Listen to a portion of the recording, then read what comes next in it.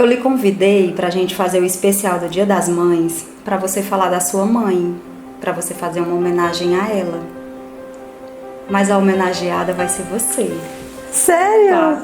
Ai, meu Deus. A gente quer conhecer quem é a Keuli Nunes mãe. E aqui, dentro dessa caixa, você vai voltar ao seu passado e você vai compartilhar com a gente como foram esses momentos da sua gestação até o dia de hoje. Agora é com você.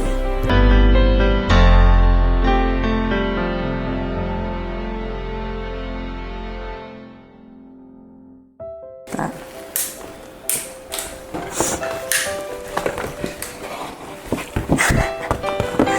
Ai, meu Deus do céu. O dia que o Murilo chegou em casa, olha, porque eu sempre idealizava um parto normal e pra mim eu tinha que ter um parto normal. Então, sofri muito para ter esse parto normal e eu me sentia muito culpada em não ter colocado, às vezes, colocado a saúde dele a risco, porque ele ficou depois na UTI por conta dessa insistência de eu ter querido. E a gente tem que entender que muitas vezes a gente não tem que querer nada, a gente só tem que aceitar as coisas acontecendo. E o meu primeiro choque de realidade foi quando eu estava lá num quarto, que eu estava junto com a mãe e o filho dela chegou para amamentar e eu esperando a expectativa do Murilo chegar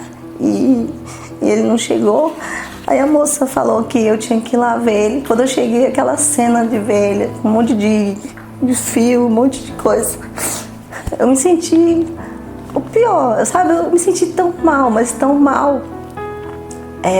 Mas eu comecei a ver as mãezinhas tudo amamentando no quarto e ali começou. Eu tinha que ficar durante uma semana inteira esperando a hora de amamentar. Eu via todo mundo colocando o neném no peito, eu tinha que tirar para alguém dar para ele. Eu ficava só vendo, assistindo o leitinho entrando pelas sondas. E eu achava que tão pouco, tão pequeno, eu achava que ele ia sobreviver. Aí, nesse dia aqui foi o dia que a gente chegou em casa. Ó. A gente chegou em casa, então foi uma festa, assim. Pra mim, eu não tava acreditando. Só que essa culpa fez com que eu tivesse uma depressão pós-parto. Eu não conseguia cuidar dele sozinha, não conseguia fazer nada. Foi quando a minha mãe saiu, voltou pro Ceará e eu entrei em estado de pânico. Eu não queria ver ninguém, eu não queria cuidar dele, eu não queria ver mais nada. E esse estado de pânico fez com que o meu marido ligasse pra minha mãe e ela voltasse às pressas para São Paulo. E foi pra mim ali aquela sensação a minha falha, assim, como mãe, não saía de dentro de mim. Eu todo dia que passava, eu me sentia culpada por aquilo, sabe? Mas o Murilo, ele veio pra me ensinar um monte, tanta coisa, mas tanta coisa. E uma coisa que ele me ensinou, que eu não gostava, foi a partir daí que eu comecei a cuidar do meu corpo. Eu não gostava de treinar, eu não gostava de me alimentar, eu não gostava. Eu ia para conversar com as minhas amigas, eu não ia para treinar, né? E a gestação do Murilo eu descobri muito avançada, eu já estava com mais de 20 semanas. Então, quando eu descobri que eu estava grávida, eu estava tomando antidepressivo muito forte, porque tinha 2 anos que eu tinha tentado o suicídio, então eu estava num prédio alto, assim. Pra mim, eu queria me jogar dali de cima, porque nada mais fazia sentido. Então, quando eu engravidei do Murilo, eu tava tomando remédios muito fortes e a gente ficou desesperado, porque eu falei, meu Deus, não acredito que eu tô grávida, meu filho vai nascer e eu tava matando ele todo dia. E quando eu descobri que ele estava tudo bem e eu idealizava aquele parto normal, eu tinha que ter parto normal, porque e tal. E quantas vezes eu coloquei a vida dele em perigo sabe? Quantas vezes? Então, tudo isso depois que ele nasceu foi muito forte para mim, porque eu não consegui sozinha administrar as minhas emoções. Ele foi crescendo e eu consegui administrar. Eu passei a gostar de academia de verdade, eu consegui gostar de treino de verdade, eu consegui consegui gostar da minha alimentação, mas o meu motivo foi o Murilo, o meu motivo foi ele, aqui no Hugo. Gente, a coisa mais linda. Lindo. E eu sempre fui muito sozinha lá em São Paulo, minha família era aqui. Então, quando eu engravidei, eu me sentia assim, ainda mais sozinha, porque eu percebia que um serzinho daquele tamanho só dependia de mim e eu não tava conseguindo. Eu tinha errado, eu tava errando, eu não tava conseguindo ser mãe suficiente. E é isso. Antes de você ter o Murilo, você já tinha depressão? Tinha. Eu tinha lapsos assim absurdos. Uma vez eu tava indo pra faculdade, eu acho, aí eu passei mal na rua, eu tinha mania de sair sem documento. Aí eu passei mal, aí me levaram pro hospital. Aí nisso conseguiram contactar o Mauro, né? E lá, como eles não sabiam o meu nome, eu cheguei desacordada, eu dei entrada com a cor da minha roupa. Então, para quem chegasse lá, eles me tratavam pela cor da minha roupa, porque não sabia meu nome. Então, quando o Mauro chegou, aí ele conversou com o médico. Nessa época, era tudo muito novo. Talvez se fosse hoje, eu teria evitado muitas coisas, né? Hoje, fala que a ansiedade, a depressão é a doença do momento, mas na verdade ela sempre existiu, só que o momento está cuidando mais, olhando mais, respeitando mais e buscando mais entender, né? E eu não podia ficar sozinha, eu não podia fazer nada sozinha, porque eu falava que era crise de convulsão, mas não é. O médico dava o nome de piti na época. É quando você não tem controle das emoções e pronto.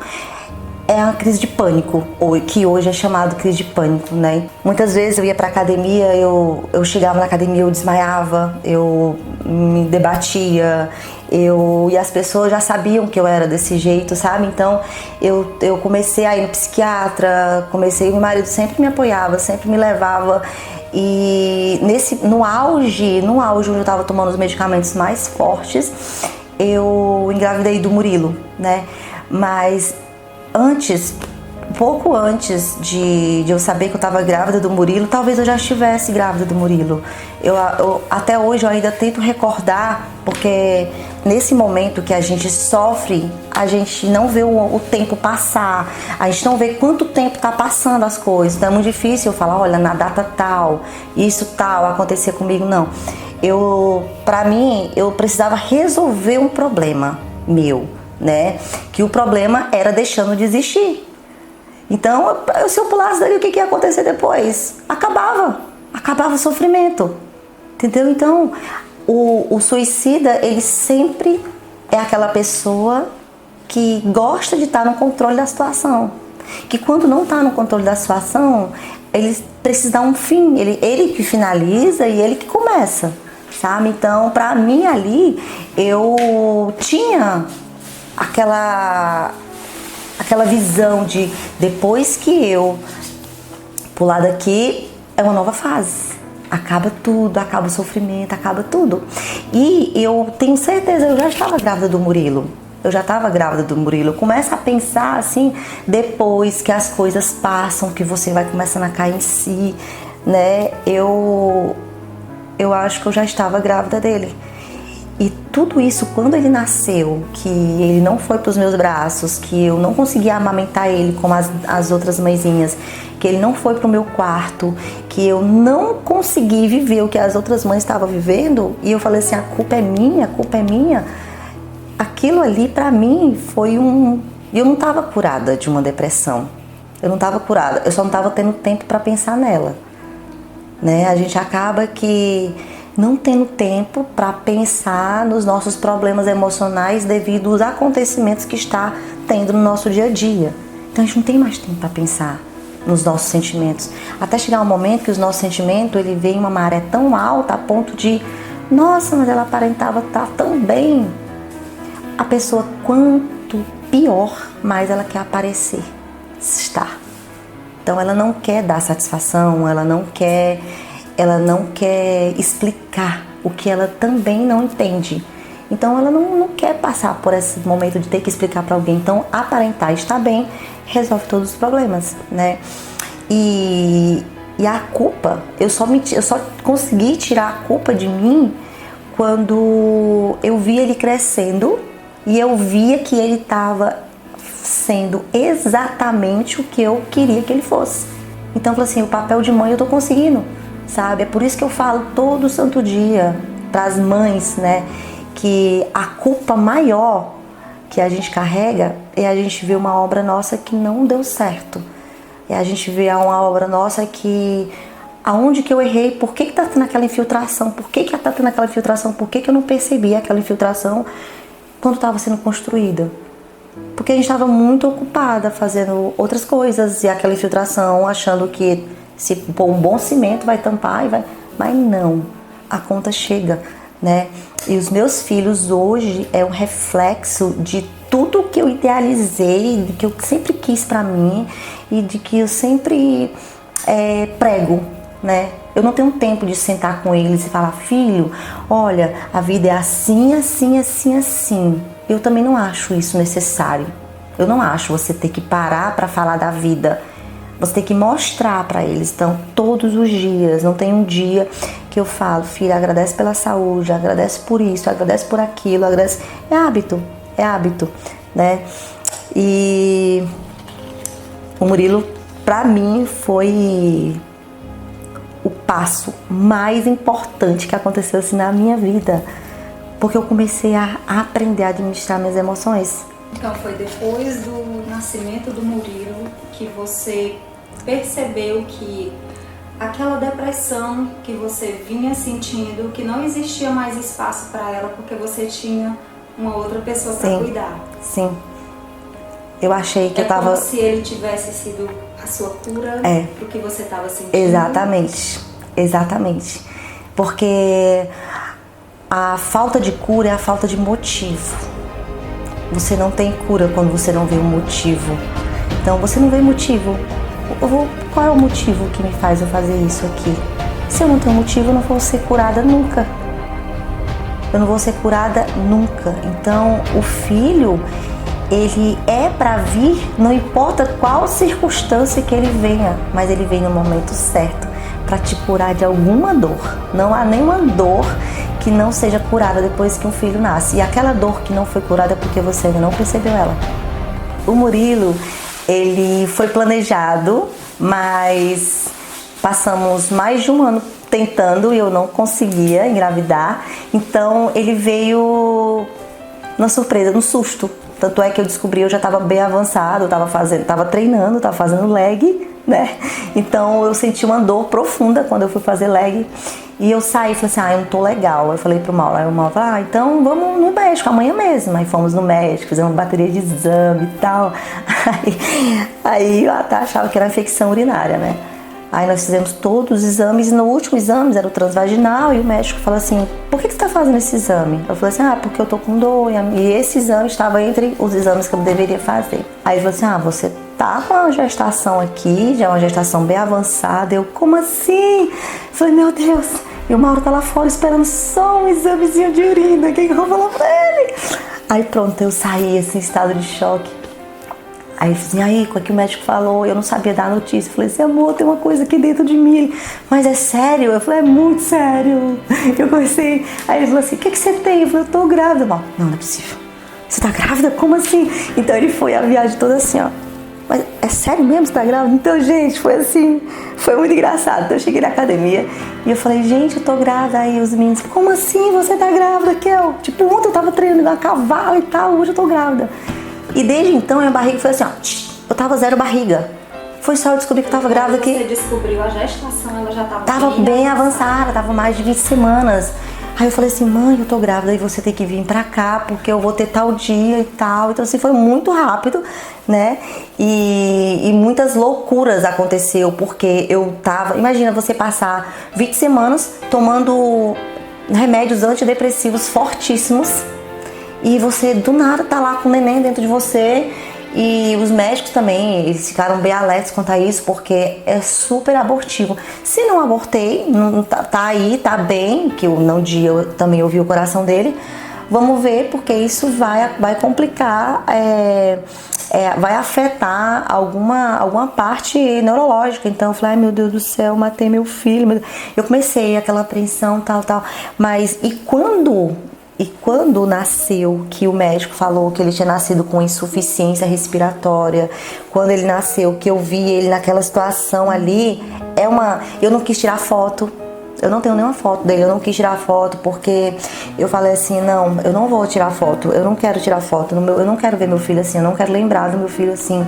E os outros nenéns assim, com as mães no quarto ali, falei, que sensação de fracasso. Então eu ia todos os dias para a maternidade. Eu tinha que dar mamar 9 horas da manhã, a cada 3 horas até 9 horas da noite. E eu tinha que ficar em pé, né? Porque eu não estava internada lá. Então eu ficava em pé, olhando assim, e os outros bebês com várias doenças. Eu falei assim, meu Deus, o meu filho só tá com essa complicaçãozinha, vai já passar e tudo. E eu conversando com as outras mães, porque eu pegava o sofrimento delas e trazia pro meu, e isso eu me sentia, eu falei, nossa, eu não posso reclamar, porque meu filho só tem isso, sabe? Então todo santo dia eu falava com uma mãe diferente para que aquela história possa ser um motivo para mim, né? E todos os dias a gente precisa pegar a história de alguém, trazer pra gente, aquilo se torna um motivo, um combustível e a gente vai.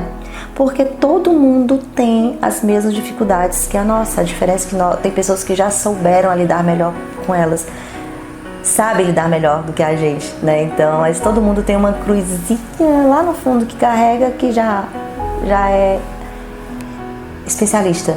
Já se tornou especialista, que aquilo não mais abala, né? E eu acho que eu sou especialista em alguns assuntos que até hoje tem pessoas que não administram tão bem. Mas a gente se torna especialista na prática. Ah, então eu tenho que praticar o sofrimento? Eu falei, não, mas você não tem como contar se você não passar. Se você não passar, você nunca vai poder contar. E como foi a gestação do Hugo? Ai, gente. Ai, agora o Hugo foi... Hugo, eu descobri que não foi nada planejado, né?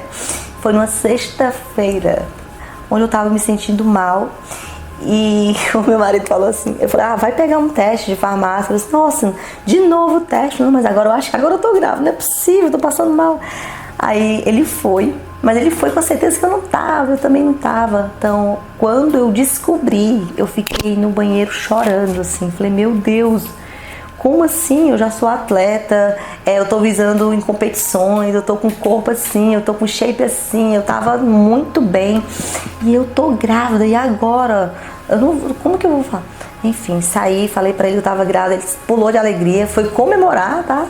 Ele comemorou. A primeira semana foi o choque de realidade pra eu ir aceitando, né? Mas na segunda semana eu já tava tão feliz, que por mais que as pessoas achem que não, eu não tenho instinto materno, porque eu sou uma pessoa não tão emotiva, assim, eu sou aquela pessoa que mostra ser a braba, né? Mas eu amo cuidar das pessoas, eu amo, isso pra mim é minha essência. E fomos pra fazer ultrassom, ok, primeiro ultrassom, aí o médico falou, olha, tem preferência? Eu falei assim, eu já tenho um menino, né, se vier a menininha, eu vou ficar muito feliz. Aí ele, olha, tem grande chance de ser menina, beleza, mas eu não vou afirmar porque ainda é muito novo e tal. Eu falei, beleza, então eu voltei pra casa com 50% de chance de eu estar grávida de uma menina, até então, ok. Fomos pro mês seguinte, pro segundo ultrassom, já morfológico, né, e o médico falou assim, você já sabe o sexo e tudo? Eu falei assim, não, o médico falou pra mim que possivelmente seria uma menina, mas tem 50% de chance de não ser. Aí ele falou assim, é uma menina mesmo, é uma menina, né? E eu falei, então, Mauro, vamos escolher o nome. Então, se for menina, é Heloísa, e se for, que é a homenagem à tia dele, e se for menino, seria Hugo, que é a homenagem também ao tio dele, que ele gosta muito. Falei, beleza. Então, nossa, voltei pra casa, aquele exame, eu olhava o sexo feminino, eu olhava. Então, já fomos pintar o quarto, eu já tava com 6 meses, isso, eu já tava com 6 meses, então fomos cuidar do enxoval, eu já tinha recebido um monte de sapatinho, tudo rosa, tudo bonitinho, o quarto era rosa e tudo. Aí eu tinha que fazer um outro exame, né, e eu não lembro o que era esse exame, mas era um exame, eu fui fazer a Carol também, só que eu já sabia o sexo, nós fomos para saber somente como que estava a saúde dele, um exame de rotina. Então, estava com 7 meses. Eu estava finalizando 7 meses. E estava tudo bem, tudo o enxoval estava pronto, né? Porque nós ficamos alerta que a minha primeira gestação, eu fui internada para ter um parto prematuro, eu tinha 7 meses, exatamente naquela semana que eu estava, quando eu descobri que, né? E eu falei assim, então se eu tive um parto quase prematuro, que eu fiquei internada para ele não nascer, do Murilo, eu tô com medo de acontecer isso agora, então já vamos deixar tudo pronto para se acontecer, eu já estar precavida. Enfim, fomos lá e o médico falou assim, e o médico só falando, a saúde estava tudo bem, ele não falava do sexo, porque eu já sabia, e ele também já sabia, só que ele estava vendo um outro sexo. Quando ele falou assim, então, mas só para confirmar, o garotão aqui tá tudo bem. Eu falei, garotão? Como assim? Aí minha mãe e o Mauro, falei assim, tem um menino aí? O Murilo falou assim, mãe, não é Heloísa? Eu falei assim, calma filha, eu não tô entendendo. Eu falei, não tô grávida de uma menina? Aí ele, não, aqui é um menino. Você não sabia que era um menino? Eu falei, não, doutor, é uma menina. Ele falou, não, aqui é um menino. Então, ali, o meu chão caiu, tipo, abriu-se uma cratera assim, dentro de mim. E eu só caí, eu vim embora e tá tudo bem. Nossa, tá tudo bem, eu tô grávida, ele tá bem. Só que eu não aceitava o Hugo, eu não queria o Hugo, não queria. Eu cheguei em casa tudo rosa, as coisas. Qual é a minha sensação? Perdi minha filha morreu. E até eu tive que pedir ajuda depois, mas as pessoas, elas fizeram eu encarar que estava tudo bem. E eu achei que tivesse tudo bem, né? Mais uma vez sendo enganada o externo. O externo faz a gente se enganar muito, porque o externo é mostrando pra você que tá tudo bem, até você se convencer que tá tudo bem, mas essa não é a sua verdade, não é. Eu cheguei e falei assim, troca a cor desse quarto, eu não quero mais olhar pra esse quarto, eu não quero, Mauro, calma, que as coisas não acontecem assim, eu tenho que arrumar alguém pra pintar. Eu falei assim, por favor, faz isso, faz aquilo. Então assim, eu passei os 2 meses, as 6 semanas depois, 6 semanas depois, pro Hugo nascer, foram as piores na minha vida, sabe? Foram as piores. Depois da gestação, que eu descobri que eu não estava mais grávida de uma menina, eu aumentei 10 quilos, quase 11 quilos, sabe? Então, eu aumentei 18,5 quilos na minha gestação. Eu sei que isso foi depois que eu descobri que não era uma menina. E eu não estava aceitando, eu não aceitava Hugo. Ele não estava dentro. Tipo, não é que eu não aceitasse, é porque a minha filha tinha morrido. Eu estava grávida, mas não era daquilo. Porque quando a gente engravida, a primeira coisa que formaliza é uma imagem no nosso cérebro. Nosso cérebro reproduz uma imagem. Aquela imagem estava reproduzida. E aqui, para mim, ela existia. Então, o que eu tive que fazer, né? Que eu vou explicar depois para vocês. Quando o Hugo nasceu, foi um parto muito tranquilo, sabe? Tudo muito tranquilo. Mas eu não conseguia ter aquele sentimento, sabe? Pelo Hugo, quando o Hugo nasceu. Eu não conseguia. Eu tinha medo de não amar ele. Eu tinha muito medo, muito medo. Mas o Hugo, ele veio exatamente o que eu precisava, porque ele é tudo, sabe? Ele é tudo, tudo, tudo. Ele é emotivo, ele é inteligente, ele é uma pessoa que ele repara em tudo. Eu não sei explicar como é que ele é você. Ele sou eu, literalmente. Ele cativa todo mundo, sabe? Então, quando passou, quando eu cheguei em casa, na minha casa mesmo, é que eu fui amar Hugo. Eu comecei a amar Hugo quando ele chegou na minha casa, sabe? Que eu comecei a vivenciar, então esse amor, ele foi... Só que eu tinha um luto dentro de mim que não era curado, não estava curado. Então eu pedi ajuda, né, para minha amiga, a Claudinha, que ela é coach comportamental, e ela sabe o tamanho do carinho que eu sinto por ela, porque ela fez com que eu fizesse esse enterro da minha filha, sabe? Então ela existiu. Então, por mais que ela não tenha vivido, não tenha estado aqui, mas ela esteve onde só eu visito, que é no meu cérebro, na minha cabeça. Então, ela não esteve onde você está, onde vocês estão. Ela esteve onde só eu visito. Então, se só eu visito, só eu tinha o direito de viver aquele luto, né? E talvez eu falasse para as pessoas que eu estava em luto, que eu tinha perdido uma filha, as pessoas talvez não iriam entender. Então, eu tive que fazer todo esse processo, sabe, de luto, de enterro, de tudo, porque ela existiu. E quando eu fiz isso, amiga, é como se eu tivesse me libertado a amar o Hugo. Enquanto eu não fiz isso, eu não conseguia amar meu filho, não conseguia. E hoje, assim, ele é a nossa alegria, assim, eu não consigo viver. Eu acho que no meu Instagram, nem no meu Instagram, ele domina às vezes. E ele é, assim, exatamente o que ele mostra ser todos os dias. Não é fácil a gente visitar o nosso passado. Não. Principalmente como mãe, né? E o que eu tenho a dizer pra você, nunca se culpe. Nunca ache que você é menos mãe do que qualquer pessoa, porque muitas vezes nós somos julgadas. Somos julgadas pelo que as pessoas imaginam que seja a nossa vida. E esse aqui foi um momento em que eu quis abrir para você, porque eu queria que as pessoas conhecessem a sua história. Eu só conhecia uma parte, eu não conhecia ela toda, né? E eu sei que a sua essência é linda.